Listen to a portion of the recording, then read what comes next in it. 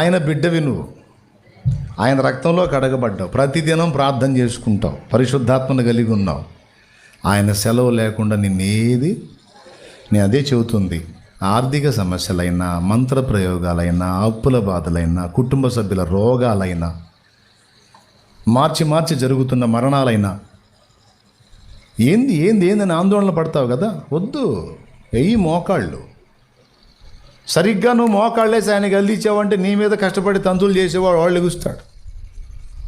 అలా కాకుండా చెప్పిన మాటలు దైవజనుడు కాదు దేవుడే పలికించాడనేది సీరియస్గా తీసుకో. నీ ఇంట్లో రోగంతో పడిపోయి ఉన్నాడు, డాక్టర్ల చుట్టూ తిరిగి తిరిగి తిరిగి కష్టార్జితం అంతా వదిలిస్తున్నావు. దానికి నీకు మనసు ఉండింది, తడోకోసారి అంబులెన్స్లో వేసుకొని తిరగటానికి మనసు ఉండింది, నెలలు నెలలు హాస్పిటల్లో మగ్గటానికి మనసు ఉండింది.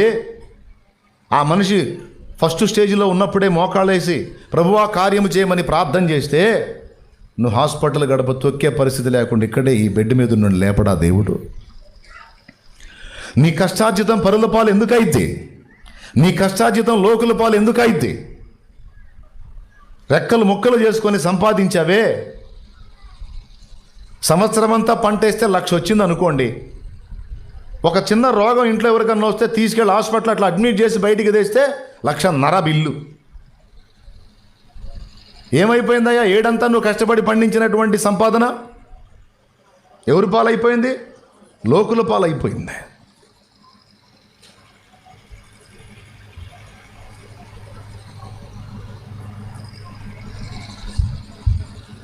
నల్లమల ఫారెస్ట్లో ఒక తల్లి చెప్పింది, చెంచుగూడెంలో వ్యక్తి ఆమె, అక్షర జ్ఞానం లేనిది.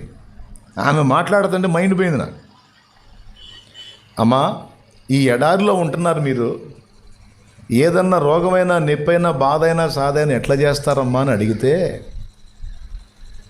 ఎందుకు వచ్చిద్దన్నా ఆయనకి తెలియకుండా,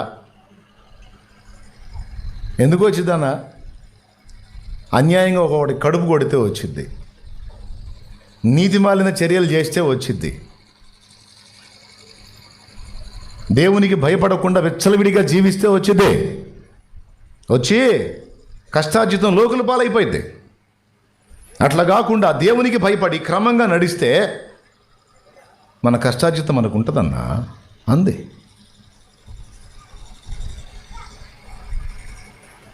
నేను చెప్పింది అర్థమైందా? మళ్ళీ మీలో కొంతమందికి డౌట్ వచ్చింది, మరి నేను ఎవరు కడుపు కొట్టలేదు, ఎవరిని దోచుకోలేదు, మరి నాకెందుకు వస్తుంది అని.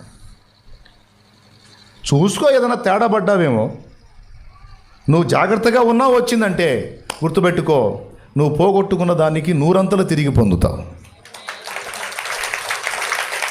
ఒకవేళ ఎగ్జామ్ కోసం, పరీక్ష కోసమే వస్తే అది నీకు ఖచ్చితంగా దీవెనలే తెచ్చిద్ది.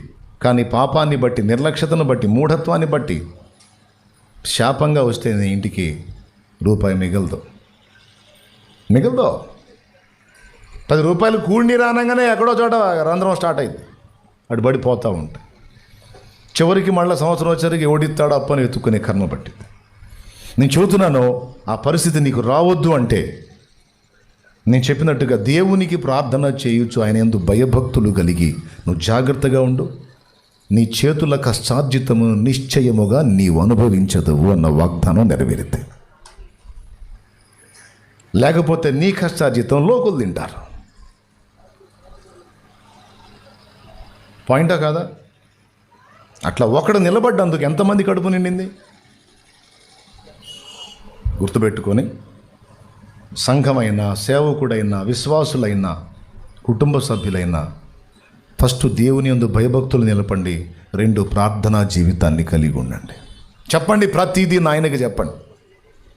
తప్పనిసరిగా సమస్త పరిస్థితుల నుంచి ఆయన బయటికి తెస్తాడు. ఇదంతా ఏదో నేను చెప్పి చేయనివాడిగా లేదు, ప్రాక్టికల్గా నా లైఫ్లో అనుభవించి చెప్తున్నా.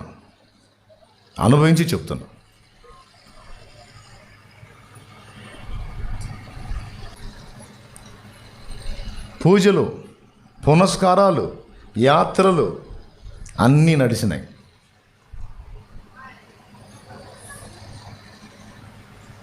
మంత్రప్రయోగ తంతు జరిగింది ఫ్యామిలీ మీద. సమీపస్తులే ఈర్ష్యా ద్వేషాలను బట్టి ఒరిజినల్గా ప్రయోగతంతు చేశారు. పశువులు, పాలు, నెయ్యి ఎట్లుందంటే కళకళకళలాడుతుంది ఆ దశలో నా ఫ్యామిలీ.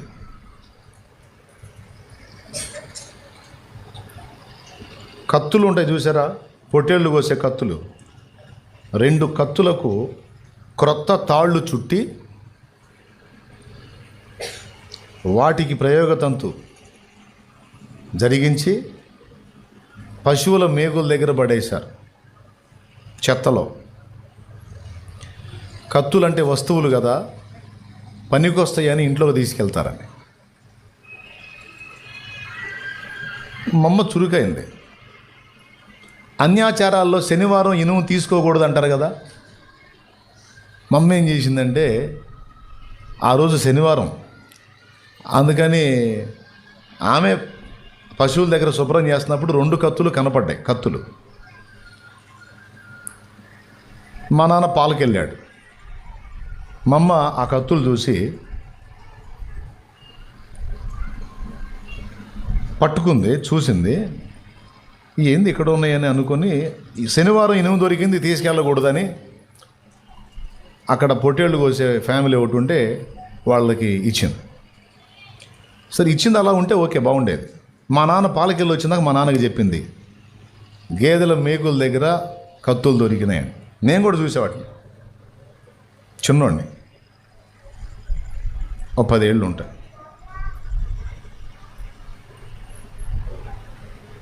మా నాన్న ఏం చేశాడు, ఎయ్యి అన్నాడు. కొత్త కత్తులు బాగున్నాయి అంది. ఆయన ఏం చేశాడు, ఎయ్యి అన్నాడు. ఆమె ఉంది, ఫలానా వాళ్ళకి ఇచ్చి పంపించాను, శనివారం ఇనిమి ఎందుకులే అని అంది. ఇచ్చిదాను, మనకు దొరికినప్పుడు మన ఎందుకు లోకులకి ఇవ్వటం, ఎందుకు తెప్పించమన్నాడు. మళ్ళీ మా వాడిని పంపించి ఆ కత్తులు తెప్పించాను. చూశాడు, బ్రహ్మాండంగా ఉన్నాయి, ఎందుకు వాళ్ళు మనకు ఉంటే కోడిని కోసుకోవడానికి మనకి వచ్చింది అన్నాడు. పెట్టాడు. ఇక అక్కడి నుంచి స్టార్ట్ అయింది. అప్పటిదాకా ప్రశాంతంగా ఉన్న పశువులు మరుసటి రోజున పాలు తీస్తే రక్తం వచ్చింది. అవన్నీ గుర్తున్నాయి నాకు, ఆ సన్నివేశాలన్నీ గుర్తున్నాయి. గేదెలు, పశువులు పాలు తీస్తుంటే బ్లడ్ వస్తుంది అంటే ప్రయోగతంతు సక్సెస్ అయింది. మా అమ్మకు మైండ్ పోయింది. ఇక ఏం మాట్లాడుతుందో, ఏం చేస్తుందో, ఎట్టుపోతుందో, ఏమవుతుందో ఏం అర్థం కాని పరిస్థితి. కావ ఇద్దరికి గొడవ. కత్తి కోడికి కట్టి వదిలితే 2 కొట్టుకుంటాయి చూడు, అట్లాగా ఆ పోరు, ఆ కొట్లాట అనేది వాళ్ళ నుంచి మాకు టోటల్ ఫ్యామిలీ మొత్తం అందరం కలిసి కూర్చుంటాం, ప్రేమగా మాట్లాడుకుంటా తిందామని. సగం తిని తన్నుకొని లెగుస్తాం అక్కడి నుంచి.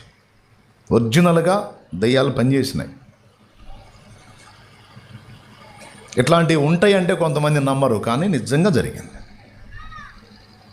అబద్ధాలు చెప్పే అవసరం నాకేంది. అది ఎవరు చేయించారో ఆ పని, ఎవరిని వాడి చేయించారో తర్వాత మొత్తం దేవుడు నాకు చూయించాడు, నాకు ఎదుటికి రప్పించాడు, చేసినోడిని చేయించినోడిని. ఇక అక్కడి నుంచి స్టార్ట్ అయింది. కొన్ని సంవత్సరాలు, దాదాపు 10 సంవత్సరాలు విలవిలలాడిపోయాం. చివరికి ఫ్యామిలీలో మరణాలు కూడా స్టార్ట్ అయినాయి. ఆడపిల్ల చనిపోవటం, ఇక ఆడదాకా పోయింది. చివరికి ఆ నివాసం కోల్పోవటం, దేశదిమ్మర్లం అయిపోవటం, అప్పులు అప్పులు అప్పులు, ఆర్థిక సమస్య, ఏదన్నా చెయ్యి ఎదురొస్తూ ఉంటుంది దరిద్రం. ఇక మేమేం చేసామంటే, ఆశ్చర్యం చెప్పనా, ఇంట్లోకి తీసుకొచ్చి పెట్టిన ఆ కత్తులు తర్వాత కనబడలా.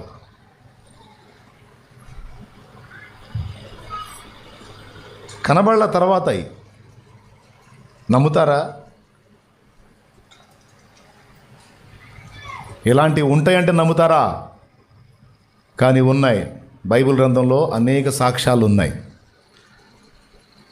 ఐగుప్తు మంత్రగాళ్ళ గురించి లేఖనం చెప్పింది. మోషే చేతికర్ర విసిరినప్పుడు పామైంది, ఐగుప్తు మంత్రగాళ్ళు విసిరినప్పుడు కూడా పామైంది. నైలు నది నీళ్లను మంత్రగాళ్ళు కొట్టినప్పుడు కూడా రక్తమైంది. మోషే కొడితే రక్తమైంది, వాళ్ళు కొట్టినా. అంటే మోషే చేసే పనుల్లో కొన్ని వాళ్ళు కూడా చేయగలిగారు. వాళ్ళని ఏమన్నారంటే ఐగుప్తు మాంత్రికులు, మంత్రజ్ఞులు లేదా మంత్రగాళ్ళు. ఈ మంత్ర ప్రయోగ తంతులను గురించి లేఖనం చాలా స్పష్టంగా అనేక చోట్ల చెప్పింది. ద్వితీయోపదేశకాండం 18వ అధ్యాయం 10వ వచనం. ద్వితీయోపదేశకాండం 18:10. అంటే మిమ్మల్ని భయపెట్టడానికి చెప్పట్లా, కుటుంబాలను ఎలా తీసుకెళ్తారు, కుటుంబాలను ఎలా నాశనం చేస్తారు, కుటుంబాల్లో ఈర్ష్యాద్వేషాలను బట్టి భ్రష్టు పట్టేటట్టు ఎలా చేస్తారు కుట్రతో అనే విషయాలు మీకు అర్థం కావాలి. అందుకే చెప్తున్నాను. చూడండి, తన కుమారునైనను తన కుమార్తెనైనను అగ్నిగుండము దాటించు వానినైనను. అంటే పిల్లల్ని బలివ్వటం. శకునము చెప్పు సోదెగానినైనను. అగ్నిగుండం దాటించటం అంటే పసి పిల్లల బలి.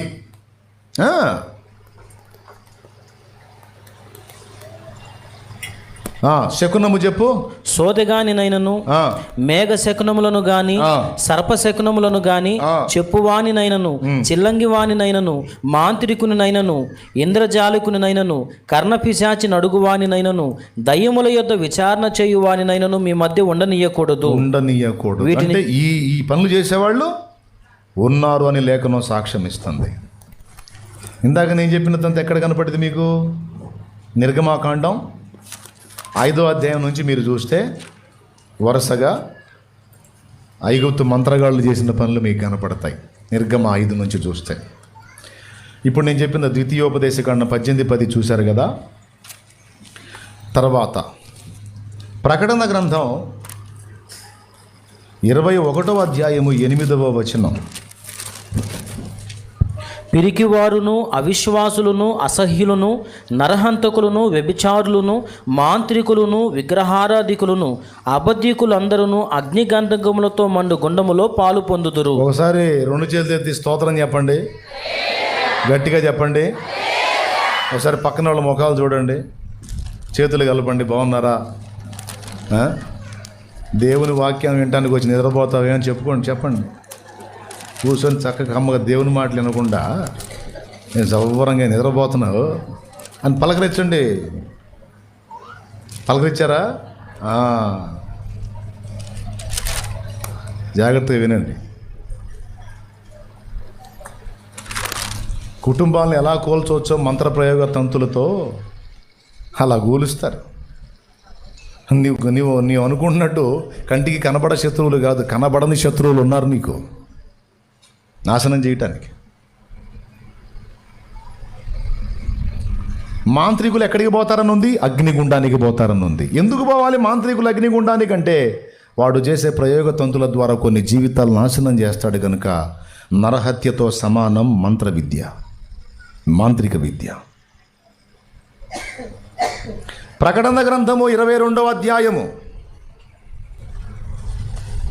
ప్రకటన గ్రంథము 22వ అధ్యాయము 15వ వచనం. కుక్కలును, మాంత్రికులను, వ్యభిచారులను, నరహంతకులను, విగ్రహారాధికులను, అబద్ధమును ప్రేమించి జరిగించు ప్రతివాడును వెలుపట నుందురు. ఏమన్నాడు అక్కడ? కుక్కలును, మాంత్రికులు అన్నాడు. కుక్కలు జంతువులకు ఆత్మ ఉంటుందా?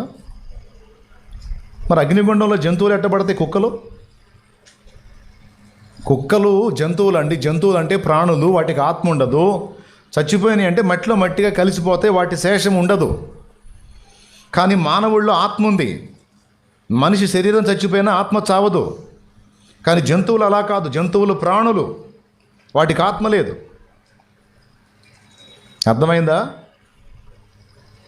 కానీ ఇక్కడ కుక్కలు అన్నాడేంటి?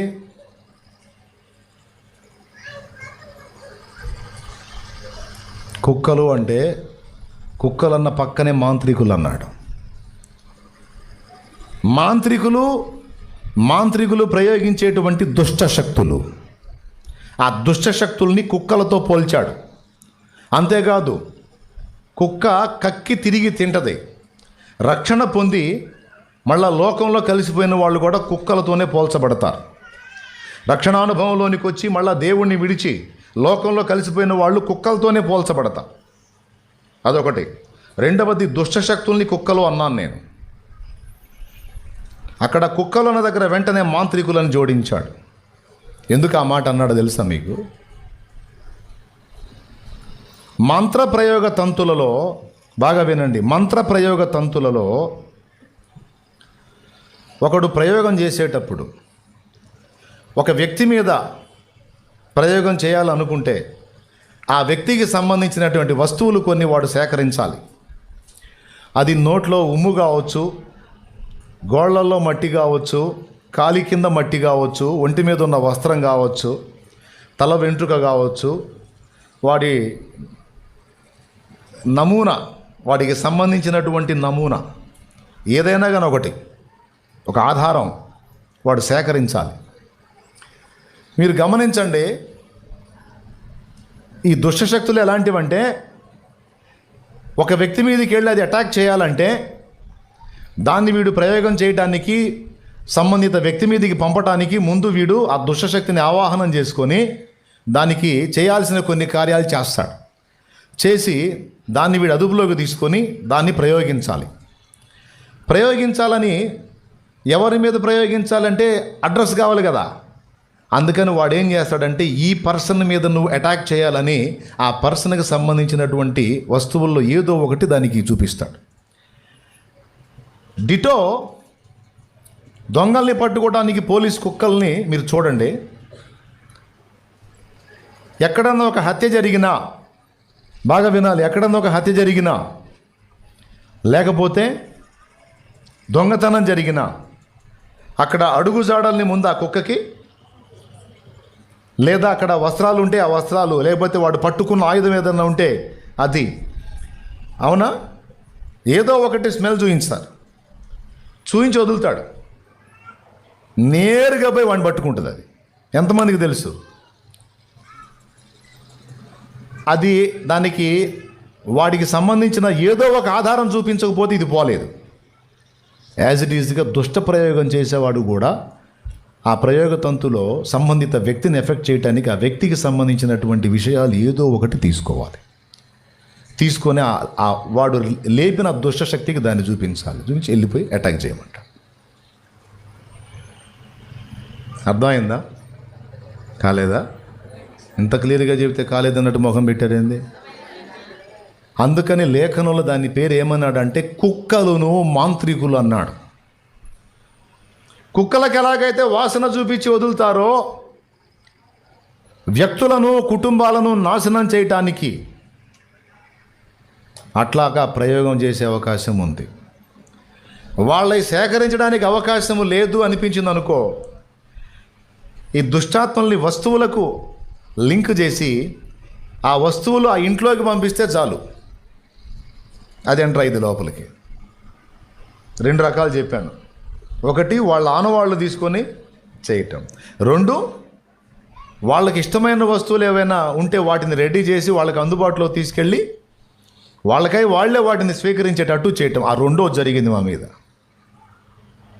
అదే విషయం. ఎంతమంది లైన్లో ఉందని నేను చెబుతుంటే పెద్ద ఆయన జాగ్రత్తగా వింటున్నారా? పోగొట్టుకోవాకండి. ఎందుకు మరి ఇక్కడ ఈ వారం లేపాడు.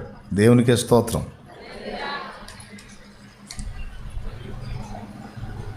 ఆ తర్వాత అవి దాడి చేయటం, ఆ కుటుంబానికి వాడు ఏది అయితే చెప్పాడో ఆ చర్య జరిగించడానికి అవి రెడీ అవుతాయి.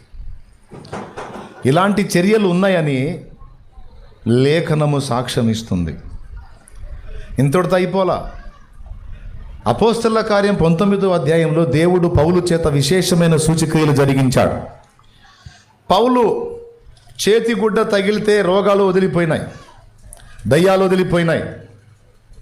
ఎవరు? పౌలు చేతిగుడ్డలు తగిలితే. పౌలు గద్దిస్తే రోగాలు స్వస్థత కలిగింది. పౌలు తాకితే స్వస్థత కలిగింది. ఆయన నడికట్టు తీసుకెళ్ళి రోగి మీద వేస్తే స్వస్థత కలిగింది. స్పష్టమైనటువంటి అద్భుత కార్యాలు, సూచక్రియలు, మహత్కార్యాలు దేవుడు పౌలు ద్వారా జరిగించినప్పుడు అక్కడ ఉన్న సమాజంలో మంత్రప్రయోగ విద్యను నేర్చుకోవడానికి సిద్ధమైన వాళ్ళు వాళ్ళ పుస్తకాలన్నీ తీసుకొచ్చి కుప్పవేసి తగలబెట్టారంట.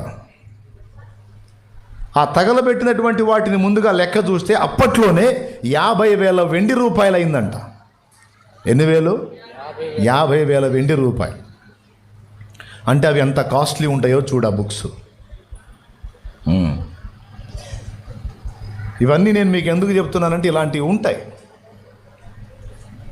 అలాంటి తంతు జరిగింది. ఆ తర్వాత ఇంట నాశనము, మరణకరమైన పరిస్థితులు అన్నీ వచ్చినాయి. చివరికి నెత్తి మీద నీడ కూడా లేకుండా ఉండే అద్దె ఇంటికి అద్దె కట్టిన పరిస్థితికి వచ్చేసింది. చివరికి మా ఆలోచనలు ఎట్లా పోతున్నాయంటే యావత్ ఫ్యామిలీ ఈ బాధలు తట్టుకోలే చచ్చిపోదామని కుటుంబం కలిసి సామూహిక ఆత్మహత్య అంటారే, అట్లాంటి ఆలోచనలు కూడా వచ్చినాయేమో. ఇదంతా దయ్యం పనే. గొడవల్లోనే వచ్చింది ఆలోచన. ఈ లొల్లంతా ఎందుకు సర్దాం రండి, అందరం చచ్చిపోదాం రండి అనే పరిస్థితి వచ్చింది.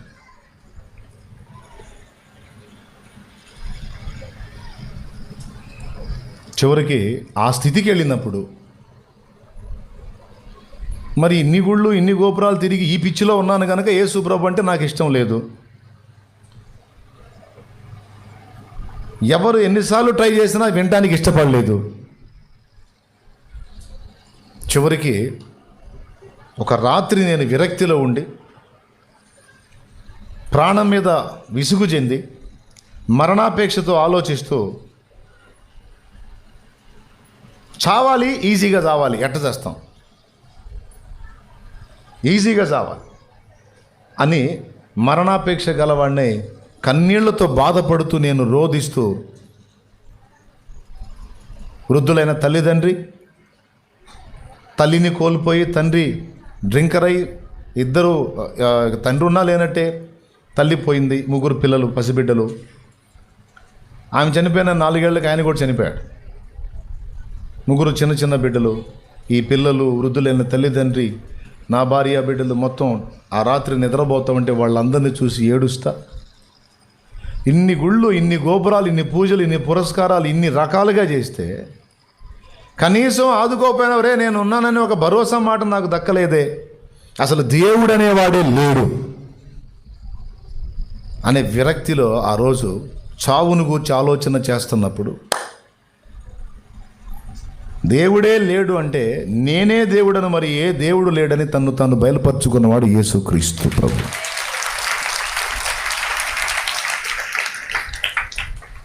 నేనున్నానురా బాబు, కానీ నా పేరు చెబితే నువ్వు బుస్సుమన్నావు. ఇప్పుడేమో అసలు దేవుడే లేడు అంటున్నావు. ఉన్నది నేనే, నా దగ్గరికి నువ్వు రాలేదు, మరి మిగిలిన వాటన్నిటి దగ్గర తిరిగావు. నేనే దేవుడను, మరి ఏ దేవుడును లేడు. యెషయా గ్రంథంలో ఉంటుంది. దేవునికి మహిమ. ఒక చిన్న సూచక క్రియ నా కళ్ళకు ప్రత్యక్షపరిచి నా లైఫ్లోకి ఆ రాత్రి ఎంటర్ అయ్యాడు. నిజంగా ఏ రాత్రి నేను బాగా దుఃఖపడి విరక్తిలోకి వెళ్ళానో, ఏ చేదు నాకు మింగుడు పడని స్థితిలో ఆవేదన చెందానో, ఆ రాత్రి ఆయన నా దగ్గరకు వస్తున్నాడు. నా జీవితం ఒక అద్భుతమైన మలుపు తిరగబోతుందన్న సంగతి నాకు తెలియదు. నిజంగా అదే జరిగింది. యేసుప్రభు ఆ రాత్రి నన్ను దర్శించటం, తర్వాత నేను నా తల్లికి వెళ్ళి విషయం చెప్పటం, ఆమె కొద్దిగా అడ్డు చెప్పటం. యేసుప్రభు దగ్గరికి వెళ్తే మరి మొక్కులు తీర్చాతి కాదు, మనం చేయాతి కాదు, కంప్లీట్గా ఆయనలోనే ఉండాలి. మరి ఆల్రెడీ మనం మొక్కినే తీర్చకపోతే ఇప్పటికే అక్క చచ్చిపోయిందయ్యా, పరిస్థితులు బాగలేవు, ఆలోచించయ్యా అంది. నేను అన్నాను, తీర్చుకుంటే మీరు తీర్చుకోండి, తిప్పలు పడితే మీరు తిప్పలు పడండి, నేను ఇంకా ఎక్కడికి రాను. ఈ ఒక్కటి నేను ఫైనల్. ఎందుకంటే నేను ఆ రాత్రి ఏం ఆలోచనలు చేసుకున్నానో అమ్మకు తెలియదుగా, నా హృదయంలో ఏమనుకున్నానో అమ్మకు తెలియదు. కానీ పెద్దోళ్ళ మాట గౌరవించాలని ఒక మాట చెప్పాను.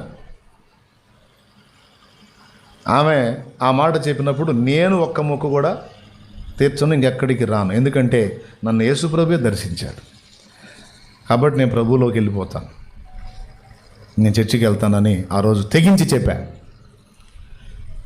మమ్మ ఫస్ట్ అడ్డు చెప్పింది, కాదయ్యా జుట్టు పెంచుకున్నావు, అబ్బాయికి మరి అక్కడ తిరుపతితో తీయాలి జుట్టు అని చెప్పని అన్నావు, మరి ఎట్లా ఎంత అంటే, ఏ ఆడికి పోనువా, ఏసై దగ్గరికే పోతా. ఎందుకంటే నేను వెతికినప్పుడు నేను సేవించినోడు ఒక్కడ కనపడలా నాకు, కానీ నేను ద్వేషించిన వాడే తన్ను తాను బయలుపరుచుకున్నాడు నాకు.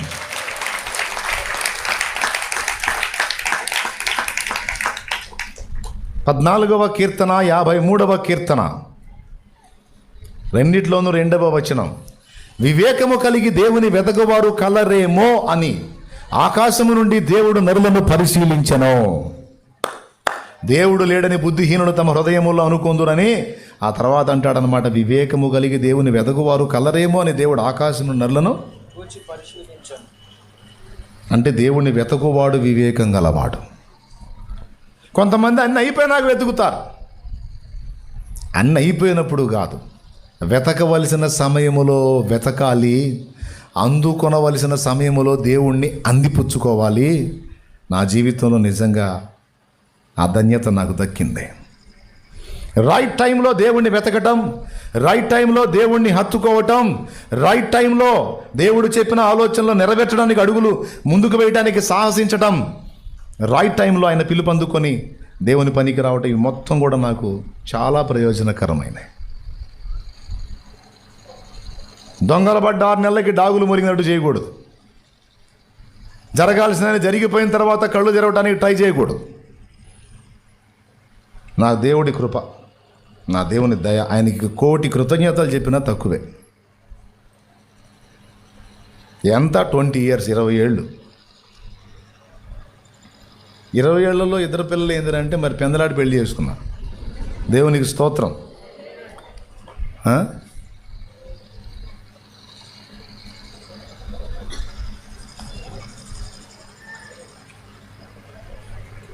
జాగ్రత్తగా వింటున్నారా? ఆ రాత్రి వెతికినప్పుడు ఆయన నన్ను దర్శించాడు. కాబట్టి నేను కనుగొన్నాను ఆయన్ని. నేను జుట్టు పెంచుకున్నాను, లేకపోతే పెద్దోడికి ఏదో చేద్దాం అనుకున్నా, ఎవరు కనపడ్డారు? ఆయనే ఉన్నవాడెవరో ఆయనే కనపడ్డాడు. కాబట్టి అసరోడు దొరికాడు నాకు. ఇంకా నాకు ఈ కొసరోడు అవసరం లేదు. తెగించి నిర్ణయానికి వచ్చాను. దేవుని సన్నిధికి వెళ్ళాను. అక్కడ ఆయన నాతో మాట్లాడటం జరిగింది. బైబిల్ గ్రంథం పట్టుకున్నాను, చదవటం మొదలుపెట్టాను. జస్ట్ 4 weeks, 4 వారాలు వెళ్ళా చర్చికి. Only 4 weeks. దేవునికి స్తోత్రం. 5వ వారంలో వాళ్ళు ఇట్లానే కూటాలు పెట్టి బాప్తిస్మానికి పిలుపునిచ్చారు. దేవునికి స్తోత్రం. బాప్తిసం పొందుకున్నాను. అప్పుడు పాత జీవితం, పాత పేరు 2 సమాధి చేయబడి క్రీస్తునందు నూతన సృష్టిగా మారాను. క్రొత్త జీవితం, క్రొత్త పేరు. అప్పుడు దేవుడిచ్చిన పేరు షాలేము రాజు. ఒరే, ఇప్పుడు దాకా సమాధానం లేదు, నా బతుకు దుర్భరం, సమాధానం లేదని చావగోరినావు కదా, సమాధానమునకు రాజు అని నీకు పేరు పెడుతున్నాను. షాలేము రాజు అనే మాటకు అర్థం నీతికి రాజు, సమాధానమునకు రాజు అని అర్థం. ఆ రోజున నా జీవితంలో ఆయన సమాధానం అనేది ప్రారంభమైంది. అర్థమైందా? ఇదంతా ఎందుకు చెప్తున్నానో తెలుసా? ప్రయోగతంతులు జరిగిన వాటి నుంచి విడుదల పొందడానికి తిరగని ప్రదేశం లేదు. సిద్ధాంతులు, మాంత్రికులు, ఒకసారి అయితే వాడు 1 గంటకు మీకు 12, 1 గంట మధ్యలో మీకు పొలిమేర మీద దిగదుడుపు చేయాలి అన్నాడు. సరే అని రెడీ చేసుకుని వెళ్ళాం. కన్ను పొడుచుకున్నా కనబట్టలా. పెట్రోమాక్స్ లైట్ తీసుకొని ఒకడిని ఎత్తిన పెట్టుకుని వాడు చెప్పిన సామాగ్రి మొత్తం బస్తాలకు వేసుకొని ఎక్కడ పొలిమేర, నిర్మానుష్యం. ఇప్పుడు అక్కడ దెయ్యాల సంగతి కానీ మేము దెయ్యాల్లాగా ఉన్నాం ఆ రాత్రి. సరే, ఒట్టిగా మామూలు నేల మీద పోయితే అది వేరు. ఇంత లోతు భారతంది పెద్ద కాలవ. ఈ దరి నుంచి ఆ దరికి దాటాలా, ఎందుకంటే ఆ కాలం అవతల ఉంది పొలిమేర. అక్కడ జరగాల మీకు ప్రయోగతంత అన్నాడు. ఏం చేస్తాం? ఒకడిని ఎత్తిన పెట్రోమాక్స్ లైటు, ఒకడిని ఎత్తినేమో టెంకాయల బస్తా, ఒకడిని ఎత్తినేమో ఆ కోళ్ళు కుక్కలు. మొత్తం అందరం వరుసగా దిగి ఒకడినొకడు పట్టుకొని గడగడగడలాడితే దాటాం. అదే మధ్యరాత్రి. ఏమాత్రం కాలు జారిందంటే ఇక లాకుల్లోనే తేలేది. దేవునికి స్తోత్రం. ఎక్కడా దెయ్యాలు పోవటం ఏమో కానీ మేము పోయే పరిస్థితి వచ్చింది. ఎంత భయంకరం చూడండి, ఒక్కసారి ఆలోచించండి. ఇట్లాంటి కామెడీలు చాలా జరిగినాయిలే. ఏదో తంతు చేసి హడావుడి చేసి ఒకసారిగా సడన్గా దీపం ఆర్పి అంత చీకటి అదుగదుగదుగదుగా అన్నాడు. అదుగదుగదుగంటే అందరం దిక్కులు చూసాం. కనపడలేదా, వెళ్ళిపోయిందిగా అన్నారు. పోయింది, అట్టయితే పోలేదు. ఇక వెనక్కి తిరిగి చూడకుండా పోండి అన్న. మేము వెనక్కి తిరిగి చూడకుండా పోయి మేము తెచ్చిన సామానంతా వెనక్కి తిరిగి చూడకుండా వాళ్ళు తీసుకొని పోయారు.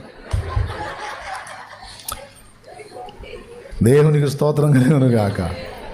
ఈ విధంగా పడాల్సిన బాధలన్నీ పడి ప్రయోగం జరిగింది నిజమే, కానీ దాన్ని విడిపించడానికి ఎవరికి నీ శక్తి లేదు. ఎందుకంటే దయ్యమును వెళ్ళగొట్టలేదు కదా. వాడు ఆవాహనం చేసుకునేది దుష్టశక్తినే, ఆల్రెడీ మమ్మల్ని శోధించేది దుష్టశక్తి. రెండు బ్రదర్సేగా, చెప్పలేదండి. మరి ఒకడిని కూడా ఎట్ట పంపించుకుంటారు? ఏం బ్రదర్ నువ్వు బట్టే వెళ్ళగా? అవును బ్రదర్ నేను సరే జాగ్రత్తగా ఉండని చెప్తాడు, కానీ వెళ్ళిపోంటాడా? చీకటిని వెళ్ళగొట్టలేదు. చీకటిని ఎన్ని చీకట్ల దగ్గరికి తీసుకెళ్ళిందా వెళ్ళిపోదు. చీకటి పోవాలంటే వెలుగునొద్దకు రావాలి. యేసు ప్రభు అన్నాడు, నేను లోకమునకు వెలుగును, నా యందు విశ్వాసముంచువాడు చీకటిలో నడవక వెలుగులో నడుచును, వాడు వెలుగు సంబంధి అయి ఉండును అన్నాడు. నిజంగా యేసయ్య దగ్గరికి వచ్చినప్పుడు వెలుగే వచ్చింది. అప్పటిదాకా కుటుంబంలో ఏలుబడి చేసిన దురాత్మల దాడి సర్వనాశనమైంది.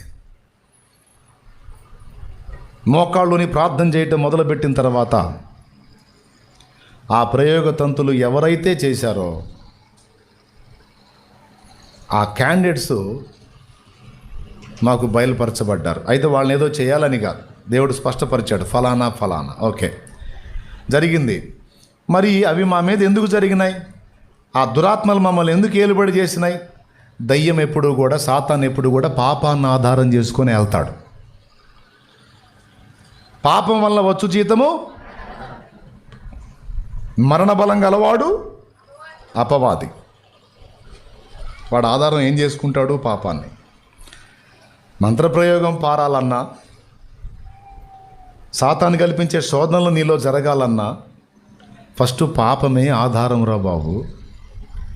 పాపముల నుండి విడుదల పొంది పరిశుద్ధ రక్తంలో కడగబడి నా సొత్తైన వాళ్ళ మీద ఎవడు ఏ ప్రయోగం చేసినా అది వాని తాకటానికి వీల్లేదు. ఎందుకంటే వాని పాపములన్నీ నా రక్తంతో కడిగి పరిశుద్ధపరిచాను కనుక దయ్యమునకి ఇక వాడి మీద అధికారము లేదు. మరి ఎవరికి అధికారం ఉంది? ఎవరు ఇంకా పాపంలో ఉన్నారో, పాపముల నుండి ఇంకా ఎవరు విడుదల పొందలేదో వాళ్ళ మీద వాటికి అధికారం ఉంది. నాకు మ్యాటర్ అర్థమైంది. ఇప్పుడు మేము కలిగి ఉన్నటువంటి ఇవన్నీ పోవాలంటే ఏం చేయాలంటే పైసా ఖర్చు పెట్టొద్దు. పాపములు ఒప్పుకొని మారు మనసు పొంది బాప్తిస్మం పొంది ఒడ్డుకు వచ్చాయి, తర్వాత నేను చూసుకుంటాను. అర్థమైందా? కాలేదా? ప్లాట్ రిజిస్ట్రేషన్ చేయకుండా ఏమైనా చేస్తామా దానిలో? ఆ రిజిస్ట్రేషన్ లాంటిదే బాప్తిసం అంటే. నీకెందుకు, నువ్వు జీవగ్రంథంలో పేరు సంపాదించుకో, ఇక నిన్ను ధరిమే దాని సంగతి నేను చూస్తా. అర్థమైందా? నిన్ను అటాక్ చేసేదాన్ని నేను దాడి చేయాలంటే నువ్వు ముందు రక్షణ ప్రాకారంలోకి పరిగెత్తాలి, అప్పుడు దాని సంగతి నేను చూసుకుంటా. నువ్వు నాకు చెందిన వ్యక్తివి కానంత వరకు నువ్వు దానికి చెందినవాడివే. కాబట్టి వద్దు, అది వద్దంటావా? రా, నా రక్తంలో నీ పాపాలన్నీ కడిగి నా సొత్తు చేసుకుంటాను. నా సొత్తు అయిన తర్వాత నిన్ను, నీ ఇంటి నీకు ఏది ముట్టలేదు. నాకు క్లియర్గా అర్థమైంది. నీకు అర్థమైందో లేదో నాకైతే తెలియదు. నేను చెప్పింది తమిళం ఏం కాదు, తెలుగే. ఓకేనా? రైట్. ఇక వెంటనే మ్యాటర్ అర్థమైన తర్వాత బాప్తిస్మం పొందుకున్నా. ఎప్పుడైతే నేను రక్షణ పొందుకొని ఇక ఇంట్లో మోకాళ్ళు వేసి నేనే ఫస్ట్ ప్రార్థన చేయటం మొదలుపెట్టా. ఇప్పుడు నన్ను శోధించేది వదిలిపోయింది. ఇప్పుడు ఇంట్లో వాళ్ళు ఉన్నారుగా, మరి వాళ్ళని శోధిస్తుందిగా. నేను రక్షణలోకి వచ్చి నేను ప్రార్థనలో ఎదగటం మొదలుపెట్టిన తర్వాత వీళ్ళను శోధించి వీళ్ళు నన్ను అటాక్ చేయటం మొదలుపెట్టారు. వీళ్ళు నా మీద దాడి చేయటం మొదలుపెట్టారు. ఏది మాటలతో రకరకాలుగా. ఆయన ఏది లెక్క చేయలే. ఇక ఏ మొక్కు తీర్చలా. శుభ్రంగా బార్బర్ షాప్కి వెళ్ళి కటింగ్ చేయించుకున్నా, గడ్డం చేయించుకున్నా. మా వాడిని తీసుకెళ్ళి వాడికి అక్కడ నీట్గా క్లీన్ చేయించా.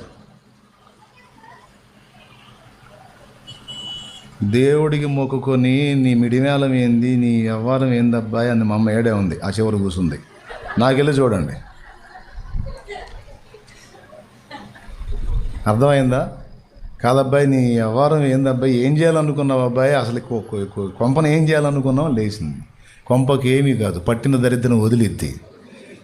ఎందుకంటే నువ్వు ఏది దేవుడు అన్నావో అది నిజమునకు దేవుడు కాదు. అరిషడ్ వర్గాలకు బానిసలయ్యారు, వాళ్ళు కూడా నాలాంటోళ్లే. వాళ్ళు ఏదన్నా మంచి పనులు చేసుంటే అప్పుడు రాజులు కాబట్టి రాజ్యానికి వాళ్ళకేదో ఘనపరిచారు, సన్మానించారు, మొక్కారు. మంచి రాజు బాగా పరిపాలన చేశాడని. అయితే వీళ్ళు రాజులు అవుతారు, మంచిగా పరిపాలించిన రాజులు అవుతారు. కానీ సృష్టికర్త అంటే పాపము లేనివాడై ఉండాలి, పాపుల కొరకు క్రయధనము చెల్లించిన వాడై ఉండాలి, నీతి తప్పని వాడై ఉండాలి, న్యాయము తప్పని వాడై ఉండాలి, పరిశుద్ధుడై ఉండాలి, ప్రేమస్వరూపి అయి ఉండాలి. ఏ కోణంలో చూసినా మచ్చలేని చంద్రుడుగా ఉండాలి. అలాంటి అసలు సిసలైన దేవుడు, ఒరిజినల్ దేవుడు నాకు దొరికాడు. నేను ఇప్పుడు ఆయన్ని కనెక్ట్ అయ్యా. కాబట్టి ఇప్పుడు ఇక మీరు ఇంతకాలం మీరు మొక్కారు, నన్ను కూడా మొక్కమన్నారు. ఇప్పుడు నాకు లెక్క అర్థమైంది, వదిలేశా. కాదు ఏదో ఒకటి అయిద్ది అని గోల్ చేశారు. ఏమీ కాదు. చూడండి, జస్ట్ ఒక నెలలో చిన్నగా మా అమ్మ మోకాళ్ళు వేయటం మొదలుపెట్టి, తర్వాత మిగిలిన వాళ్ళు చిన్నగా ఫ్యామిలీ మొత్తం కలిసి ప్రార్థన చేయటం మొదలుపెట్టిన తర్వాత దుష్టశక్తులు కుటుంబాన్ని వదిలిపెట్టి పోవటం మాత్రమే కాదు, అన్ని నాళ్ళు మా జీవితంలో మేము ఎరగని సంతోషం, సమాధానం, ప్రార్థనకు జవాబు అనేది టోటల్ ఫ్యామిలీ మొత్తం కలిసి బైబిల్ మధ్యలో పెట్టుకొని కుటుంబం మోకాళ్ళుని ప్రార్థన చేయటం మొదలుపెట్టిన తర్వాత ఆశ్చర్యకరమైన విడుదల చూశాం. నేను అందుకు చెప్తున్నా, కలిసి ప్రార్థించండి, కనీసం ఫ్యామిలీలో ఒక్కళ్ళన్నా ముందు గట్టిగా పట్టుబట్టండి అని. దేవుడు నాకు ఆ కృపనిచ్చాడు, పట్టా, దేవుడు ఒక కొలిక్కి తెచ్చాడు. వాళ్ళు అంతటితో వదిలిపెట్టలా. 2010వ సంవత్సరంలో నేను సేవకు వచ్చాను. 2006లో సేవకు వచ్చాను. 4 సంవత్సరాల సేవ జరిగింది. 2010వ సంవత్సరానికి ఇంచుమించు 800 నుంచి 1000 మంది వ్యక్తులు కూర్చొని ఆరాధన చేస్తున్నారు. దేవుని పరిశుద్ధ బలిపీఠం మీద ఉండి నేను చెప్తున్నా, రియల్గా జరిగింది. ఇంచుమించు 800 నుంచి 1000 మంది వరకు ప్రజలు గ్యాదర్ అయ్యి ఆరాధన జరుగుతుంది. చిలకలూరుపేట శాంతినగర్ వీధులలో పందిళ్ళేసి జరిపిస్తూ ఉన్నాను. అంతకుముందు నాశనం చేయటానికి చేసిన ప్రయోగం విఫలమైందిగా. మళ్ళీ యేసు ప్రభులోకి వచ్చేసి బయటపడ్డాంగా, తేరుకున్నాంగా, వాడు మళ్ళీ పంపించాడు. వాడు ఎక్కడోడో, ఏ అడ్రస్సో, వాడు ఏ ప్రాంతం వాడు మొత్తం వివరాలు తీసుకున్నా ఫోటోలతో సహా సేకరించా. నేను అబద్ధం చెప్పట్లా. ఇట్లాంటి వ్యక్తులు సమాజంలో ఉన్నారంటే ఉన్నారు. డైరెక్ట్గా వచ్చి 2010వ సంవత్సరం డిసెంబర్ మాసంలో సెమీ క్రిస్మస్ ప్రార్థన ఆ రోజు ఏర్పాటు చేసుకొని ఆ రోజు కోటానికి అన్నీ రెడీ చేసుకుంటా ఉన్నప్పుడు నా దగ్గరకు వచ్చి డైరెక్ట్గా వాడు నా వస్త్రాన్ని అడుగుతున్నాడు. ఎందుకు? కుక్కకి స్మెల్ చూపించడానికి. వాడికి తెలియదుగా నేను జీవం గల దేవుణ్ణి నమ్ముకున్నాను, సర్వాధికారిని నమ్ముకున్నాను. వాడికి పెద్ద దినం అయిద్దని వాడికి తెలియదు. వాడొచ్చి డైరెక్ట్గా అడుగుతున్నాడు. నేను గుర్తుపట్ల ఫస్ట్ ఎవరో పెద్ద ఆయనలే, అంత ఒక 60 సంవత్సరాల లోపు ఉంటుంది ఏజ్. నా వస్త్రం అడుగుతుంటే, నువ్వు పెద్దవాడిలాగా ఉన్నావు, మా నాన్న చొక్కా పంచాన్ని నీకు ఇస్తాను, కొత్త ఇస్తాను, నా ఈ పాత బట్టలు అడుగుతున్నావు ఎందుకు పెద్ద అయినా, కూర్చో ఛాయ్ తాగాని కూర్చోబెడతాను. నా తపన ఏంది? ఇంకా సేపట్లో ప్రేయర్ స్టార్ట్ అయ్యింది, సువార్త చెప్తాను, వింటే ఈ ఆత్మరక్షణ. మనకి ఎవడు దొరికినా అదే గోలగా, అదే గోల. ఏ గోళ? ఒక ఆత్మ రక్షించాలి. అది ఏదో ఒక ఆత్మను రక్షిద్దాం అని నేను వాడి రక్షణ కోసం ఆలోచిస్తే వాడు నన్ను గాజేయడానికి ప్లాన్ వేశాడు. వాడు డైరెక్ట్గా నా వస్త్రాలు అడుగుతున్నాడు. నా ఎట్లా సరిపోతాయి, నువ్వు ఎట్లా ఉన్నావు, మా నాన్న ఇస్తాను ఉండనంటే, కాదయ్యా నేను వెళ్ళాలయ్యా, కనీసం లుంగి అన్న అయ్యయ్యా అన్నాడు. నువ్వు కట్టుకునే లుంగి అన్న అయ్యయ్యా అన్నాడు. వాడు కూడా డేరు చూడు, అసలు డైరెక్ట్గా వచ్చి నన్ను, ఎందుకు నేను సేవకుడుగా ఉన్నాను కదా, కనికరం చూపుతాను కదా, అందుకని డైరెక్ట్గా తీసుకెళ్తా. నేనే మొండిగా అడ్డం తిరిగాను. మా నాన్న ఇస్తాను ఉండు. పాత లుంగి పాత చొక్కాలు అడుగుతావే నేను, పెద్దోడు నువ్వు, మా ఎట్ట జరిగిపోతాయి, అయినా నేను లుంగి కట్టుకోను. అప్పట్లో మనకి లుంగి అలవాట్లు లేవు. నేను లుంగి కట్టుకోవడానికి లేదు నా దగ్గర ఇవ్వటానికి. పంచి ఇస్తాను మా నాన్న, కొత్త ఇస్తాను పెద్ద ఆయన. లేడు, వాడు సైడ్ అయ్యాడు. ప్రేయర్ స్టార్ట్ అవుతుంది, ఆరాధన జరుగుతుంది. ఇట్లా జనం కూర్చున్నారు. జనాలందరికీ బ్యాక్ సైడ్ నిలబడి, మీరు నమ్మండి నమ్మకపోండి నిజం చెబుతున్నాను నేను, వాడు డైరెక్ట్గా ప్రయోగతంతో చేస్తున్నాను నా మీద. వేదిక మీదనే నన్ను పడగొట్టాలని వాడు అక్కడుండి ప్రయోగతంతులు చేస్తూ ఉన్నాడు. దుష్టశక్తుల్ని ఉసిగొలుపుతూ ఉన్నాడు. ఎక్కడ పని చేస్తాయి? సాతానే డైరెక్ట్గా చెప్పాడు, వాడికి తెలియదుగా నిద్రమోహముడికి. ఏబు గ్రంథము 1వ అధ్యాయము 10, 11, 12 వచనాలు కిందికి చదువు. డైరెక్ట్గా సైతాన్ చెప్పాడు. కొంచెం చల్లదనం ఎక్కువగా ఉంది, నీళ్లు మామూలు నీళ్లు కలుపు. నా సేవకుడైన ఏబు సంగతి నువ్వు ఆలోచించితివా అని సాతానుతో దేవుడు అంటే, వీడంటాడు, ఏబు ఊరకయ్యే నీతిమంతుడాయనా, నీవు అతనికిని అతని ఇంటి వారికిని అతని కలిగిన అంతటికిని చుట్టూ కంచె వేసితివి కదా, అది తీసి నన్ను పోని అప్పుడు చెప్తా. అంటే ఏబు చుట్టూ, ఏబు ఇంటి చుట్టూ, ఏబు వారి చుట్టూ కంచె ఉందని వీడికి ఎట్ట తెలుసు? వీడు పోయాడు, ఏబుని అటాక్ చేయడానికి పోయాడు, మొహం మగలు కొట్టుకుని వచ్చాడు. స్తోత్రం, అర్థమైందా? పోకుండా ఎట్ట తెలిసిందాక తెలియదుగా. అప్పుడు పోయాడు, ముఖం పగిలింది. ఇట్లాంటిది ఒకటి ఉంటుందన్న సంగతి వీడికి తెలియదుగా, నా కోసం వచ్చినోడికి. ఆయన అగ్ని ప్రాకారం మా చుట్టూ ఉంది. వాడు ఎంతగా విజృంభిస్తున్నాడో ఇక్కడ ఆరాధన అంతగా విజృంభించింది. నిజం. పాట కూడా మామూలు పాట ఎత్తుకోవాల. ఎంతో సుందరుడమ్మ తాను, ఎంతో సుందరుడమ్మ తాను, నేనెంతో మురిసిపోయాను, ఎంతో సుందరుడమ్మ తాను, నేనెంతో మురిసిపోయాను, ఎంతో సుందరుడమ్మ. అది అందరినీ లేపి ఈ పాట మీద ఆరాధన చేస్తున్నాం. అందులో ఆయన అంగాంగ వర్ణన ఉంటుంది. కేవలం యేసయ్య మహిమే ఉంటుంది ఆ పాట నిండా. ధవళ వన్నుడు రత్నవన్నుండు నా ప్రియుడు, ధవళ వన్నుడు రత్నవన్నుండు నా ప్రియుడు, అవని 10,000 అతి శ్రేష్ఠుడా తండు, అవని 10,000 అతి శ్రేష్ఠుడా తండు, ఎవరు ఆయన కిలలో సమరూప పురుషుండు,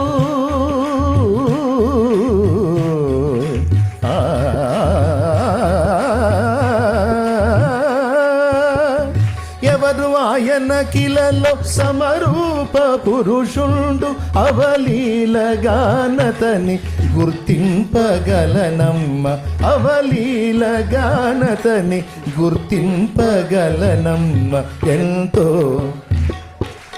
ఎంతో సుందరుడమ్మ తాను, నేనెంతో మురిసిపోయాను,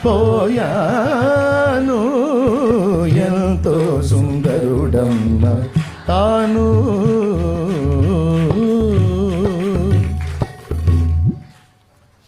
ఇంకో దైవజనుడు, నేను ఒకళ్ళని మించి ఒకళ్ళని పాడతా, వాడు మొత్తుకునే కొద్దీ ఇక్కడ ఆరాధన ఎక్కువైపోయింది. వాడు సాలిపోయి వెళ్ళిందాక మేము పాడుతానే ఉన్నాం. మాకు తెలియదు అక్కడ ఆ తంతు జరుగుతుంది, ఇక్కడ ఇది జరుగుతుంది. దాడికి ప్రతి దాడి. గుర్తుపెట్టుకో. ఎప్పుడైతే దుష్టశక్తి నీ సమీపానికి వచ్చిద్దో పరిశుద్ధాత్మ అభిషేకం నీ మీదికి వచ్చింది. అది గుర్తు. మానవరీత్యా నువ్వు బలహీనురాలివే, బలహీనుడివే. దుష్టశక్తి అనేది నిన్ను మించినదే, అది బలవంతురాలే. అయినా అది నీ మీదికి వచ్చినప్పుడు, నిన్ను అటాక్ చేయడానికి వచ్చినప్పుడు గుర్తుపెట్టుకో, అక్కడ పరిశుద్ధాత్ముడు ఎంటర్ అవుతాడు. అప్పుడు దానికి మించిన శక్తి నీలోనికి వస్తుంది. నువ్వు దాన్ని ప్రతిఘటిస్తావు. అది నిన్ను కనీసం టచ్ చేయడానికి కూడా లేదు. అర్థమైందా? ప్రయోగతంతులు గొప్పవని చెప్పడానికి కాదు ఈ మ్యాటర్ అంతా చెప్పింది. ఇంత విన్న తర్వాత మళ్ళీ ఇంటికి పోయి జాగ్రత్తగా ఉండాలి అన్న చెప్పలా. నిద్ర మొహం వేసుకొని ఈ మాటలు మాట్లాడతారు రాసోదోళ్ళు. అందుకని చెబుతున్నాను నేను. స్తోత్రం చెప్పండి. హల్లెలూయా. వాటికి దడుచుకోమని చెప్పట్లా.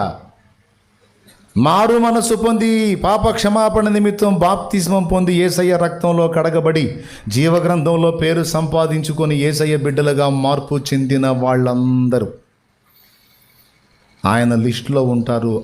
వితౌట్ పర్మిషన్, ఆయన అనుమతి లేకుండా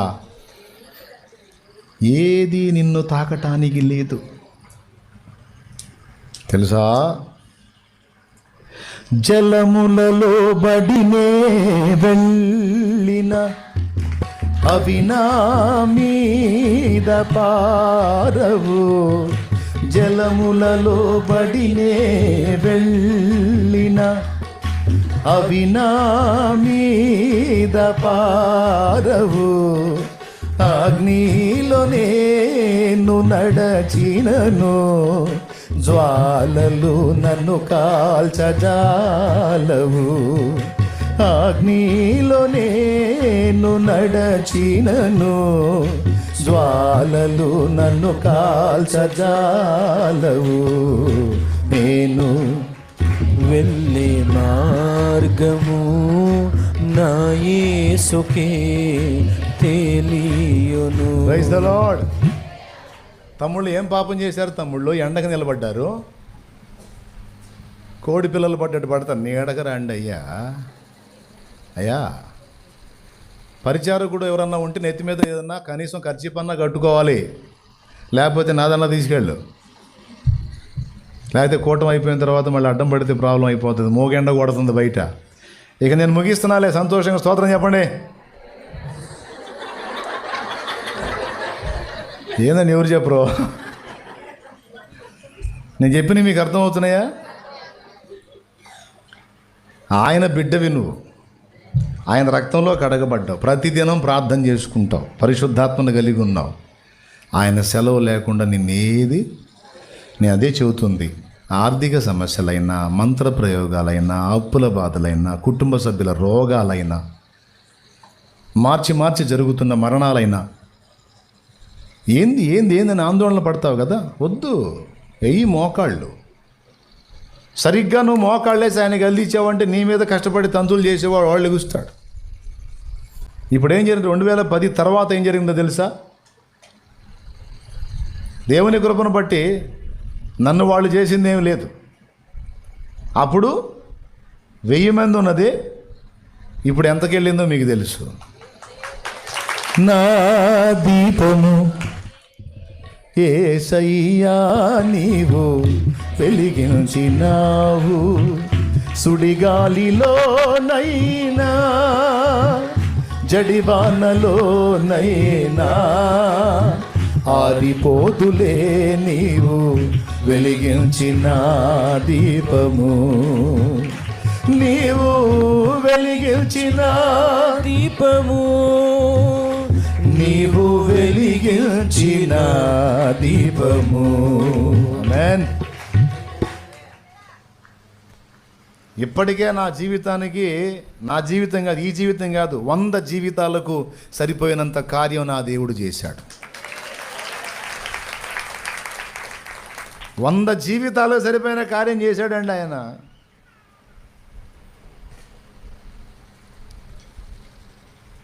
అప్పటి నుంచి ఇప్పటిదాకా నన్ను ఎఫెక్ట్ చేయడానికి దెయ్యాల ద్వారా శోధించబడిన మనుషులు ఏమంటే ప్రత్యక్షంగా, పరోక్షంగా, బాహటంగా, అచ్చంగా నా మీద లైవ్లు పెట్టి ఎన్ని రకాల తిప్పలు పడి, ఏ విధంగానన్నా నన్ను కూల్చేద్దామని తిప్పలు పడి వాళ్ళందరూ కూలి రాలిపోయారు. పని కట్టుకొని 2 మార్లు ప్రయోగ తంతుకి ఒడిగట్టినటువంటి వాడు, చెయ్యమని అవతలి వాడిని ప్రోత్సహించి వాడికి డబ్బులు ఇచ్చి మరీ పురిగొల్పిన వాడు చచ్చిపోయే క్షణాన్న కుక్క అరిసిద్ది చూసారా, అలా అరుస్తా చచ్చిపోయాడు. అయిపోయాడు, లేడు. వాడి దగ్గర ధనం తీసుకొని ఎవడైతే నా మీద ప్రయోగానికి వచ్చాడో వాడు చనిపోయిన సంగతి ఫ్యామిలీ కూడా తెలియదు. ఎట్లా అంటే డెడ్ బాడీ కంపు కొడితే ఆ డెడ్ బాడీ స్మెల్ను బట్టి ఆ ఇంటి దగ్గరికి వెళ్ళి మున్సిపాలిటీ వాళ్ళు బయటికి లాగారు వాడి బాడీని. 2 మారతాడా, మాట్లాడి మారుస్తాడు. మారడా, ఇక అంతే, వాడి అడ్రస్ మారిపోయిద్ది. భూలోకం నుండి వేరే ప్రాంతానికి వెళ్తాడు. అది ఏసైతో చేతురుగా ఆయన ఏదో 2 ఏళ్ళు ఎట్టు పెట్టుకుని ఎట్టుంటే ఫోటోలో ఎప్పుడు అంతే ఉంటాడు అనుకుంటారు. తోలు ఊడిద్ది. దేవునికి స్తోత్రం కలుగును కాక. విశ్వాసనావసాగుచు పయనించు సమయాన నా ప్రభు, విశ్వాసనావసాగుచు పయనించు సమయాన నా ప్రభు, సాతాను సుడిగాలి రేపగా నా ఎదుటే నిలిచేవనా ప్రభు, సాతాను సుడిగాలి రేపగా నా ఎదుటే నిలిచేవనా ప్రభు, నేను వెళ్ళే మార్గము నా యేసుకే తెలియును, శోధించబడిన మీదట నేను సువర్ణమై. ఏబు దగ్గరకు వచ్చినా దేవుని దగ్గరికి వెళ్ళి పర్మిషన్ తీసుకొని వచ్చాడు. దేవుడు పర్మిషన్ ఇవ్వకుండా భక్తుణ్ణి ముట్టడానికి డైరెక్ట్గా సైతానుకే కుదరదు. ఇక వాడి కింద ఉండే దుష్టశక్తులు, దయ్యాలు, దురాత్మలు ఏవైనా పేరు చెప్పును. లీడర్ వల్లే గాల, నాయకుడి వల్లే గాల, దయ్యాల రాజు వల్లే గాల, వాటి వల్ల ఏమైంది ఏమంటారండి? ఏం చెప్పరు మీరు? అయిద్దా? వాడు రావాలంటేనే పర్మిషన్ తెచ్చుకోవాల్సి వచ్చింది. అవునా? 1. 2 మీకు బైబిల్ నిరూపణ. 2 సౌలు మీద దురాత్మ రావడానికి సౌలు పరిశుద్ధాత్మ అభిషిక్తుడు. అందుకని పేరుకు పరిశుద్ధాత్మ అభిషిక్తుడే కానీ అన్ని జిలాగు పనులు చేస్తుంటాడు ఆయన. దేవుడు ఒకటి చెప్తే ఆయన ఇంకో పనులు చేస్తుంటాడు. ఇక దయ్యం ఏం చేసింది తెలుసా? దురాత్మ డైరెక్ట్గా దేవుని దగ్గరికి వెళ్ళి రిక్వెస్ట్ చేసుకుంది. సౌలు నీ మాటకు తిరుగుబాటు చేస్తూ తరచుగా నిన్ను వ్యతిరేకిస్తున్నందున ఇప్పుడు నాకు అవకాశం ఇస్తే నేను పోయి కూర్చుంటా. ఎల్లు అన్నాడు దేవుడు. ఎందుకంటే ఆల్రెడీ పరిశుద్ధాత్ముడు ఉన్నాడు అతని మీద. అక్కడ లేఖనంలో ఏముందో తెలుసా? 1 సమూయేలు గ్రంథము 16వ అధ్యాయము 14వ వచనం. యెహోవా ఆత్మ సౌలును విడిచిపోయి. గద్దుగో విడవాలి. దురాత్మ వచ్చి మన మీద కూర్చొని పూర్తిగా మనల్ని పెత్తనం చేయాలంటే మనలో ఉన్న పరిశుద్ధాత్మ మనల్ని విడిచిపోతే తప్ప అది రావటానికి లేదు. యెహోవా ఆత్మ సౌలును విడిచిపోగా దురాత్మ ఒకటి యెహోవా యుద్ధ నుండి వచ్చి అతని సౌలుని వెరపించింది. మీరు చాలాసార్లు వచనం చదివినప్పుడు మీకు డౌట్ వచ్చి ఉండాలి, యెహోవా యుద్ధ నుండి దురాత్మ రావటం ఏంటి, యెహోవా యుద్ధ నుండి దురాత్మ రావటం ఏంటని. అంటే దేవుని దగ్గర దురాత్మలు ఉన్నాయా? అవి కూడా ఒక గుంపును స్టాక్ పెట్టుకున్నాడా? కాదు. అవి ఉండే ప్లేస్లో అవి ఉన్నాయి. ఎక్కడున్నాయి దురాత్మలు? ఎఫెసీ పత్రిక 6:12. మనము పోరాడున్నది శరీరులతో కాదు, ప్రధానులతోనూ అధికారులతోనూ అంధకార సంబంధులకు లోకనాథులతోనూ ఆకాశ మండలమందున దురాత్మల సమూహములతో మనం పోరాడుతున్నాం. ఎవరితో? ఎక్కడున్నాయి? ఆకాశ మండలంలో ఉన్నాయి. అవునా? వాటి అడ్రస్ అది. మరి యెహోవా యొద్ద నుండి ఎందుకు వచ్చిందంటే సౌలు మీద పరిశుద్ధాత్మ ఉన్నందున దయ్యం అతని మీదకి రావటానికి వెనకాడింది. దేవుడు పనిగట్టుకొని తన పరిశుద్ధాత్మను సౌలు మీద నుండి తొలగిస్తే అప్పుడు వచ్చి కూర్చుంది అది. అప్పుడు మెంటలోడ్ అయ్యాడు. అది ముందే మెంటల్ చేష్టాలు చేస్తే పర్మనెంట్గా మెంటలోని చేశాడు దేవుడు. కాబట్టి మనం మెంటల్ చేష్టాలు చేయకూడదు, జాగ్రత్తగా ఉండాలి. ఎక్కడో చాగాం, అక్కడి నుంచి వచ్చింది. ఆఖరికి చెడిపోయినోడు అహాబు రామోత్ గిలాదు మీదికి పోయి అక్కడ చచ్చునట్లు చేయడానికి కూడా దురాత్మ వాని ప్రవక్తల దగ్గరికి రావాలంటే దేవుని దగ్గర పర్మిషన్ తీసుకునే వచ్చింది. రాజుల మొదటి గ్రంథం 22వ అధ్యాయం చివరి ఘట్టంలో చూడండి. 21వ వచనం. అంతలో ఒక ఆత్మ ఎదుటికి వచ్చి యెహోవా సన్నిధిని నిలవబడి, నేను అతన్ని ప్రేరేపించదనగా, యెహోవా ఏ ప్రకారం నీవు అతన్ని ప్రేరేపించదు అని అతన్ని అడిగాను. అందుకు అతడు, నేను బయలుదేరి అతని ప్రవక్తల నోట అబద్ధమాడు ఆత్మగా ఉండునని చెప్పగా, ఆయన, నీవు అతన్ని ప్రేరేపించి జయము నందుదువు, పోయి ఆ ప్రకారము చేయమని అతనికి సెలవిచ్చాను. అమ్మ అందరు విన్నారా? ఇప్పుడు ఇంత చెప్పిన తర్వాత ఈ చెప్పకపోతే మీరు ఇంటికి పోయి నిద్రపోడబారు అని చెప్పినట్టు మా మీద ఏమన్నా చేశారా అని ఇకెంబటి ఈ ప్లాన్లు మొదలు పెడతారు, ఈ ఐడియాలు. ఆల్రెడీ ఇప్పటికే వాళ్ళ దగ్గర వీళ్ళ దగ్గర తిరుగుతున్నాడు లేదు. అద్దుకో నేను చెప్పలా అన్న దగ్గరికి బాగానే ఆయన ఆ వ్యవహారమే చెప్పాడు. ఏ వ్యవహారం? ఆ వ్యవహారమే చెప్పాడు. నేను మొత్తుకుంట్లా చేశారు మనకే, చేస్తే ఇక పోతావా బాబు? మారు మనసు పొంది బాప్తిస్మం పొందు. దయ్యపు ప్రయోగాలు నీ మీద పారాలన్నా, సాతాను శక్తులు నీ మీద పనిచేయాలన్నా పాపములో ఉన్నంత వరకు అవి పనిచేస్తాయి. ఎప్పుడైతే అవి కడిగేసుకొని పరిశుద్ధ ఆత్మతో నింపబడి దేవుని సొత్తు అవుతావో ఇక ఏది నీ మీద పారదు. ఓకేనా? అయిపోయింది. జాగ్రత్త పడండి, మర్యాదగా చెబుతున్నా. ఇంత తెలిసి కూడా మళ్ళీ నిర్లక్ష్యంగా చేస్తే సైతాన్ పెత్తన కిందే ఉంటావు, చిత్తు అవుతావు. ఇప్పటికీ అయిపోయావు. ఇప్పుడన్నా మారు మనసు పొంది కనీసం ఈరోజన్నా బాప్తిస్మం పొందుకో, పాపాలు ఒప్పుకొని ఈ భూమి మీద సైతాను దాడి తప్పించుకుంటావు. చచ్చిన తర్వాత కూడా నిత్య జీవానికి వెళతావు. ఇక్కడ సాతాను బంధకాల్లోంచి నేను విడిపించడానికి, మరణానంతరం నిత్య జీవాన్ని నీకు ఇవ్వడానికి యేసు ప్రభు నిన్ను రక్షణ పొందమన్నాడు. ఆ రక్షణ నీకు ఊరకొచ్చింది కాదు. కలువరి శిలువలో నా ప్రభు ప్రాణం పెట్టి అరికాలు మొదలు నడినెత్తి వరకు, శరీరం మొదలుకొని సిరిపాదం వరకు సర్వ శరీరం రక్తసిక్తమై తూట్లు పొంది నెత్తుటి ముద్దగా నీకై నాకై వేలాడి తన ప్రాణమును క్రయధనంగా చెల్లించి నీకు ఇచ్చిన రక్షణ. ఆ రక్షణ పొందుకుంటావా?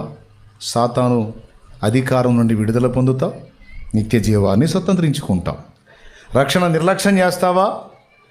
ఇక్కడ వాడి పెత్తనం కింద ఉంటావు, నిత్య జీవాన్ని కోల్పోయి నిత్య నరకానికి వెళతావు. ఇది నాకు లేఖనంలో చెప్పమన్నాడు, చెప్పా. నిన్ను బలవంతం పెట్టను. నీకు అర్థమైతే ఇక ఈరోజు అవకాశాన్ని పోగొట్టుకోవు. అర్థమయ్యి కూడా నిర్లక్ష్యం చేశావంటే తర్వాతి పరిస్థితులకు నువ్వే ఉత్తరవాదివి. ఆయన చెప్పమన్న సాక్ష్యం నేను చెప్పాను, ఆయన ఇచ్చిన ప్రేరణతో మాట్లాడాను. ఇక ముగిద్దాం అనుకుంటున్నానండి. పెందలాడి ఇళ్ళకి వెళ్తారు ఒక ముద్ద తిని. ఓకేనా?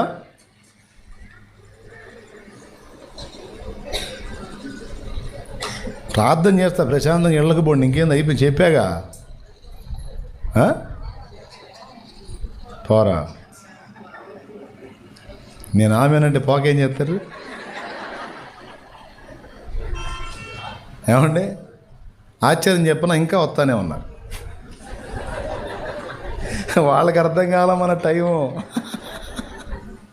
వాళ్ళు వచ్చేటప్పటికి అయిపోయిద్దని. సరే,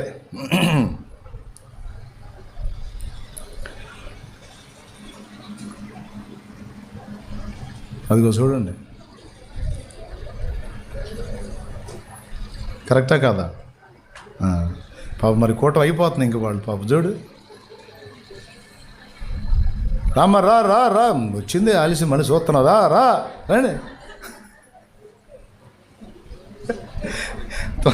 తొందర రండి, అయిపోతుంది. ఇంకొక పావు గంటే, ఇంకా తర్వాత ఎక్కడ కనపడ్డ శాలే మన జంపు. దేవునికి స్తోత్రం. ఏమండి? సరే, మీరు ఆశపడ్డారు కాబట్టి ఒక్క విషయాన్ని మీకు అందించి ముగిస్తాను. నేనేం చెప్పదలుచుకొని ఈరోజు ఇక్కడ ప్రేరేపించబడ్డానో తెలుసా? కాల విలువను గుర్తించమని మీకు చెప్పాలని ఈరోజు ప్రేరేపించబడ్డాను. కాల విలువ అంటే టైం యొక్క విలువ. ఈరోజు చాలామంది అన్యులంటే వాళ్ళకు తెలియక, క్రైస్తవులకు తెలిసి కూడా టైంని లాస్ చేసుకుంటున్నారు. సమయమును ఏ విధంగా సద్వినియోగం చేసుకోవాలో చాలామంది గ్రహించట్ల. సాతాను చేత ఆ విషయంలో మోసగించబడుతున్నారు. మీకు అందరికీ సుపరిచితమైన వచనం ఎఫెసీ పత్రిక 5:15 నుంచి. ఎఫెసీ పత్రిక 5:15 నుంచి ఒక్కసారి ఆ వచనం తీసి అండర్లైన్ చేయండి. దినములు చెడ్డవి గనుక సమయమును పోనీయక సద్వినియోగము చేసుకొనుచు అజ్ఞానుల వలె కాక జ్ఞానుల వలె నడుచుకున్నట్లు జాగ్రత్తగా చూచుకొనుడి. సమయమును పోనీయక అన్నాడు అంటే సమయం వెళ్ళిపోయిద్ది అన్నమాట. అది వెళ్తుంటుంది. దాన్ని పోనీయక సద్వినియోగం చేసుకో అంటే పోయేదాన్ని పట్టుకోమనే. ఆగదు, నీ కోసం ఆగదు, అది వెళ్ళిపోతానే ఉంటుంది.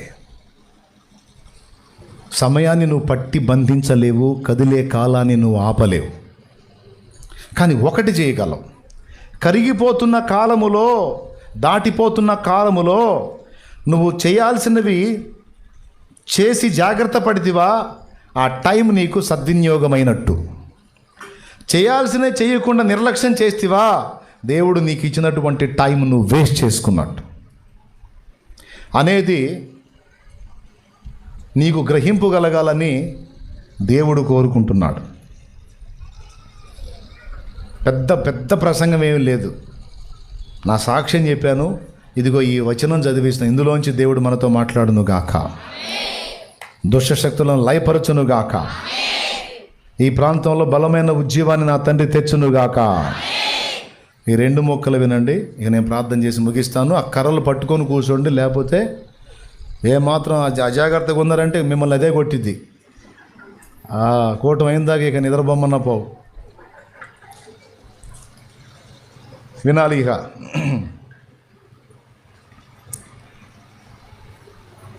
కాల విలువ తెలుసుకున్నవాడు ధన్యుడు, కాల విలువ ఎరగకుండా దాన్ని నష్టపుచ్చుకున్నవాడు అన్యుడు. కానీ అన్యులలో కూడా కొంతమందికి టైం విలువ తెలుసు. నిజదేవుడు తెలియదు, కానీ టైం విలువ అన్ని జనులకు తెలుసు. కానీ దేవుని బిడ్డలంగా ఉన్న మనకి మన అజ్ఞానాన్ని బట్టి టైం విలువ తెలియట్లా. టైం విలువలో జస్ట్ మీకు ఒక విషయం చెప్తాను నేను. ప్రపంచ ప్రఖ్యాతిగాంచినటువంటి తబలిస్ట్ ఒక ఆయన ఉన్నాడు. ప్రపంచ ప్రఖ్యాతిగాంచిన తబలిస్టు ఎవరాయన? జాకిర్ హుస్సేన్ ఆయన పేరు. ప్రపంచ ప్రఖ్యాతిగాంచినోడా? అబ్బా, అవునా? ఆయన అద్భుతమైనటువంటి వాయిద్యకారుడు, తబలాని బాగా ప్లే చేస్తాడు. ప్రపంచ ప్రఖ్యాతిగాంచినటువంటి గాయకుడు అండ్ డాన్సర్ ఒక ఆయన ఉన్నాడు, మైకేల్ జాక్సన్. ఆ మధ్యకాలంలో చనిపోయాడు. ప్రపంచ ప్రఖ్యాతిగాంచినటువంటి శాస్త్రవేత్తలు ఉన్నారు.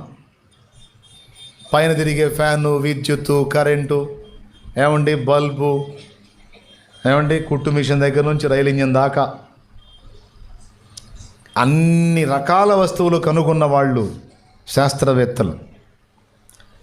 వీళ్ళందరి జీవితాల్ని మనం పరిశీలిస్తే వీళ్ళందరూ ఒక్క విషయంలో సఫలీకృతులయ్యారు. ఆ ఒక్క విషయం ఏంటంటే టైంని సరిగా వినియోగించే విషయంలో వాళ్ళు జాగ్రత్త పడ్డారు. ప్రపంచంలో మరి ఎవడు ఇతనిలాగా నాట్యం ఆడలేడు అని మైకేల్ జాక్సన్ అనిపించుకున్నాడంటే తన జీవితంలో విలువైన సమయం అంతటిని కూడా దాన్ని ప్రాక్టీస్ చేసే దానిలోనే అతను వెచ్చించాడు. తనతో పాటు తోటి పిల్లలు వేరే ఆటలాడుకుంటే ఇతను డ్యాన్స్ వేయటమే చేశాడు. తన యవనస్తుడైన తర్వాత తన తోటి యవనస్తులు సరదాగా తిరుగుతూ కబుర్లు చెప్పుకుంటూ కాలక్షేపం చేస్తే తను మాత్రం ఆ ఆనందాలు కూడా వదిలేసుకొని తన టైంని డ్యాన్స్ మీదే పెట్టాడు, సింగింగ్ అండ్ డ్యాన్సింగ్. చివరికి ఎంతగా ఎదిగాడంటే ఆ టైపులో డ్యాన్స్ చేసేవాడు ఇంకొకళ్ళు లేడు అన్న కాడికి వెళ్ళాడు. ప్రపంచమే వాని వైపు చూసేటట్టుగా ఆ స్థాయికి వెళ్ళాడు. అన్యుడే. ఆయన పాడినా, ఆయన నాట్యం ఆడినా జనాలకి ఏం చేయాలో అర్థం కాక ఎవరో సస్తే కానీ ఏడిచినట్టు ఏడుస్తారు వాడిని చూస్తే. వాళ్ళకి ఎట్లా రియాక్ట్ అవ్వాలో అర్థం కాక ఏం లేదు, వచ్చి స్టేజ్ మీద నిలబడి ఒక పోజు పెడతాడు, విషాదంగా ముఖం పెడతాడు, అంతే అని చెప్పి ఏడుస్తూ ఉంటాడు. వీడియోలు ఉన్నాయి చూడండి, ఇంటికి పోయి అయ్యే ఒక్కటే చూడండి, అని చూడకండి మళ్ళీ. అలా ఉంటుంది.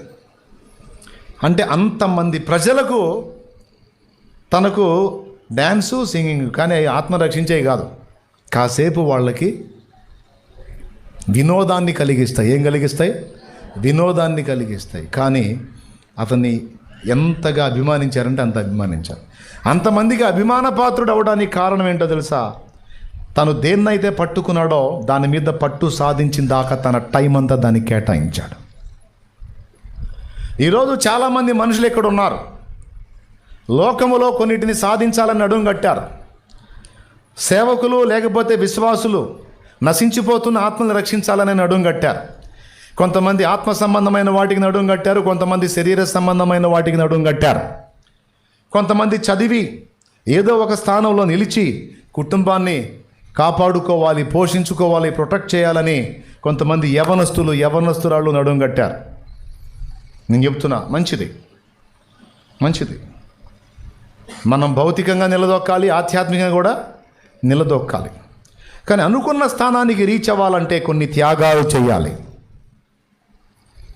ఏది ప్రాముఖ్యంగా ఎంచావో దానికి ఖచ్చితంగా నువ్వు టైం స్పెండ్ చేయాలి, కేటాయించాలి.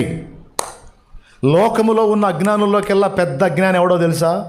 దేవుడు వానికి అందించిన విలువైన సమయాన్ని నాశనం చేసుకుంటాడు చూడు, వాడికన్నా అజ్ఞానం ఇంకొకళ్ళు లేడు. బాయ్ వింటున్నావా? వానికన్నా అజ్ఞానం ఇంకొకడు లేడు. ఎవడు జ్ఞానవంతుడు అంటే ఎవడు దేవుడిచ్చిన సమయాన్ని సద్వినియోగం చేసుకుంటాడో వాడు జ్ఞానవంతుడు. జీవితంలో కోల్పోయినవి మళ్ళీ సంపాదించవచ్చు, కానీ కోల్పోయిన టైంని, ఒకప్పుడు నువ్వు చిన్న బిడ్డలాగా బజార్లో మీద పరిగెత్తావు, ఇప్పుడు పరిగెత్తు, అయిపోయింది, ఆ టైం దాటొచ్చావు. ఒకప్పుడు కూర్చున్నా, లేచినా, బరువు మోసినా పటిష్టంగా ఉన్నావు. ఇప్పుడు కనీసం నీ బరువు నువ్వే మోయలేక మోకాళ్ళ నొప్పులు వచ్చి కూర్చుంటే లేవలేక, లేస్తే కూర్చోలేక అల్లాడుతున్నావు. అంటే నువ్వు పనిచేసే శక్తి, బరువులు మోసే శక్తి ఆ టైం అంతా దాటి ముందుకు వచ్చేసావు. ఇక ఉండే కొంది పరిస్థితులు ఎలా ఉంటాయి నీకే తెలుసు. అంటే నీ బాడీకి, నీ శరీరానికి ఒక ఏజ్ లిమిట్ ఉంది. దానికి దేవుడు నిర్ణయించిన టైం ఒకటి ఉంది. ఆ టైం గడిచిపోతూ ఉంటే నీ బాడీ అట్టే కాలం అలానే ఉండదు. చూస్తానే అది ముగింపుకు రెడీ అయింది, దాని స్థితిని అది కోల్పోయింది. అది జరగకముందే లోకములో నిన్ను దేవుడు ఎందుకు పుట్టించాడో దాన్ని నెరవేర్చి నువ్వు రెడీ అవ్వాలి. ఎంతమందికి అర్థమవుతుందో ఏమో మరి నేను చెప్పేది.